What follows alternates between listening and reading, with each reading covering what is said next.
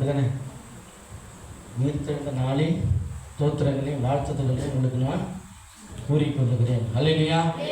ஒருத்தர் கூட சோத்திரம், ஒருத்தர் கூட என்ன பண்ணல, நான் போட்ட வசனத்துக்கு ஒரு தம்சப்பும் போடல. அல்லேலூயா, சோத்திரம். அதனால தான் இன்னைக்கு திருவிருந்தன் கூட நான் போடல, யாருமே பார்க்க மாட்டாங்க அப்படின்னு சொல்லி. அப்போது இந்த வசனங்களை நிறைய முறை நம்ம தியானிக்கிறோம். இந்த இடத்துல பார்க்குறோம், இயேசுவானவர் உயிர் தெழுந்தார்னு சொல்லி யாருக்கெல்லாம் சொல்லப்படுகிறது?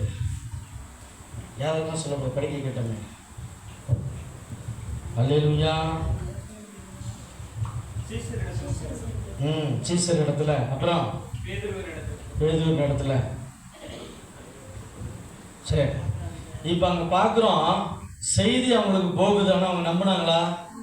நம்பவில்லை. ஏன் நம்பவில்லை? ஏன் இயேசு எழுந்தார் என்பதை ஏன் அவங்க நம்பலை? சொல்லுங்க பார்க்கலாம். ஏன் நம்பலை? ஏன் நம்பலை? அல்லேலூயா. இன்னைக்கு நம்ம எங்கெங்கெல்லாம் நம்பாமல் இருக்கிறோம் இயேசுவை? எல்லாத்தையும் நம்புறோமா? நம்புறோமா? எத்தனை பேர் நம்புறீங்க?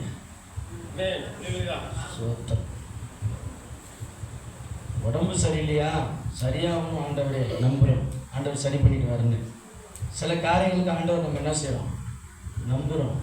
ஆனால் பெரிய கஷ்டம் வந்துட்டுனா, பெரிய துன்பங்கள் வந்துட்டுனா, இல்லாமல் வந்துருச்சுன்னா, போராட்டம் வந்துச்சுன்னா என்ன பண்ண மாட்டோம்? நம்ம ஆண்டவரை பாச கூட நம்புறது கிடையாது. ஏதோ சொல்லிட்டு போறாரு, அவ்வளோதான். அல்லேலூயா. நிச்சயமாகவே அவர் சொன்னதை செய்யும் அளவோ நம்ம கிரிய சரியாக தான் நமக்கு எல்லாம் நடக்கும். அல்லேலூயா. நம்ம 100% ஆண்டவர்கிட்ட இருந்தோம்னா 100% ஆண்டவர் நமக்கு செய்வார், தெரிவார், நிச்சயமா செய்வார்.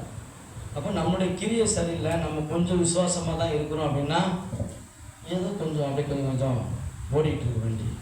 அப்போ முழுமையாக ஆண்டவரை விசுவாசிக்கும் பொழுது, நம்பும் பொழுது, நான் ஏன் 25ஆம் தேதி நீங்கள் கண்டிப்பாக வாங்கன்னு சொல்கிறேன்னா, என்கிட்ட ஆண்டவர் சொன்னது 25ஆம் தேதி கூட்டி ஜெபம் பண்ணி அனுப்பிவிடு, அற்புதத்தை செய்கிறேன்னு சொல்லியிருக்காரு.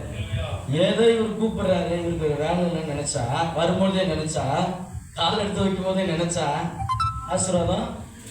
சரி, 24 லூக்கா 24 சொல்லப்பட்டிருக்கு. ஒரு வாலிபன் என்ன பண்ணனா, பக்கத்தில் மரியாளும் யாரெல்லாம் போனாங்க கல்லறைக்கு இயேசுவை பார்க்கறதுக்கு போகிறாங்க. இயேசுவை பார்க்கறதுக்கு அதிகாலை வேளையில் 3ஆம் நாள் என்ன செய்கிறாங்க? சூரியன் உதயமாவதற்கு முன்பதாக என்ன செய்கிறாங்க? எழுந்து போகிறாங்க. அங்கே போய் கல்லறையில் பார்த்தா, கல்லறையில் வைக்கப்பட்டிருந்த பெரிய கல். இவங்களுடைய வருத்தம் என்னன்னா, யார் அந்த கல்லை நம்ம போய் எப்படி புரட்டி போய் ஆண்டுடைய சரீரத்தை பார்க்குறது, அதுக்கு சுகந்த வர்க்கமெல்லாம் வாசன திரவியங்கள்லாம் போடுறது கவலையில் போகிறாங்க. ஆனால் அதுக்கு முன்பதாக அவங்க என்ன பண்ணப்பட்டுருச்சு? கல்கள் தள்ளப்பட்டிருந்துச்சு. அல்லேலூயா. அந்த கல் தள்ளப்பட்டிருந்துச்சு. உள்ளே போய் இவங்க போகிறாங்க. ஒரு வாலிபன் என்ன செய்யறான்? உட்காந்து பயப்படாதீர்கள். அல்லேலூயா. அந்த வாலிபன் எப்படி இருந்தான்? வெண் வஸ்திரம், பகுதியை படிச்சீங்கன்னா தெரியும். வெண் வஸ்திரம் கர்த்தராகிய இயேசுவின் சரீரத்தை காணாமல் அதை குறித்து மிகுந்த கலக்கமடைந்திருக்கையில் பிரகாசமுள்ள வஸ்திரம் தரித்த 2 பேர் அவர்கள் அருகே நின்றார்கள். அந்த ஸ்திரீகள் பயப்பட்டு தலை கவிழ்ந்து தரையை நோக்கி நிற்கையில் அந்த 2 பேரும் அவர்களை நோக்கி, உயிரோடு இருக்கிறவரை நீங்கள் மரித்தோர் இடத்தில் தேடுகிறது என்ன? இவர் இங்கே இல்லை, அவர் உயிர்த்தெழுந்தார். மனுஷகுமாரன் பாவிகளான மனுஷர் கைகளில் ஒப்பு கொடுக்கப்படவும் சிலுவையிலே அறையப்படவும் 3ஆம் நாளில் எழுந்திருக்கவும் வேண்டும் என்பதற்காக அவர் கலிலேயாவில் இருந்த காலத்தில் உங்களுக்கு சொன்னதை நினைவு கூறுங்கள். இப்ப பாருங்க, அங்க 2 மனுஷர் என்ன பண்றாங்க? பிரகாசமாய் உட்கார்ந்து என்ன செய்யறாங்க?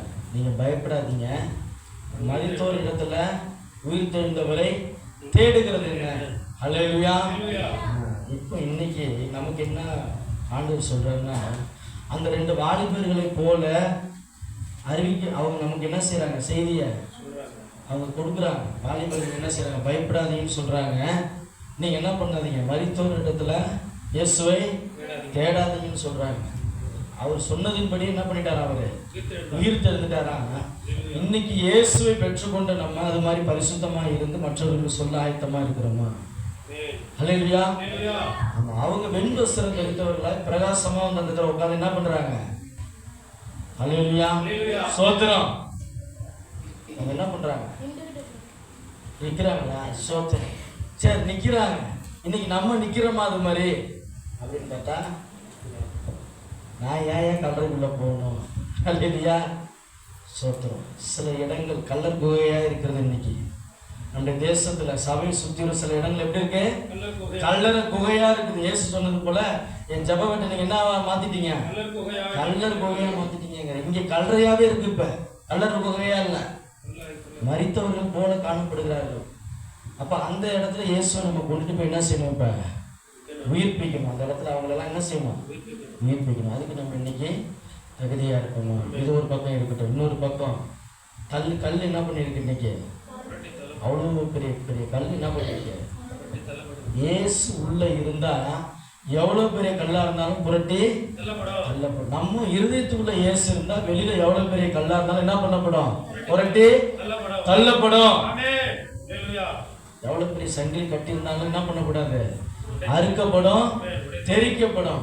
அது ஒண்ணே ஒண்ணு என்ன செய்யணும்? உள்ள இருக்கணும். இருக்கா? நமக்குள்ள விசுவாசம் இருக்கா?